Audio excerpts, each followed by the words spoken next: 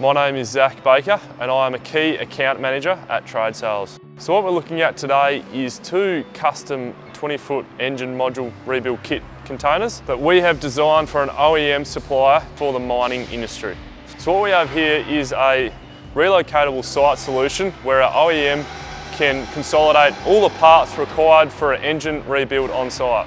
Some of the key features on this particular rebuild site solution is we have the high density maxer cabinets for the smaller parts. We've got some mesh cabinets on the right side of the container, right wall, for storing your larger parts. We've got mesh cabinets mounted to the back and top of the container.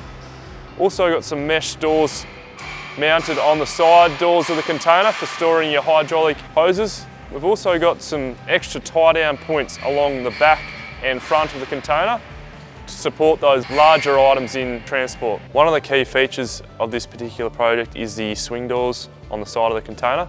This allows the OEM supplier to load in the smaller parts first and then having forklift access to load in the larger parts that are required on an engine rebuild.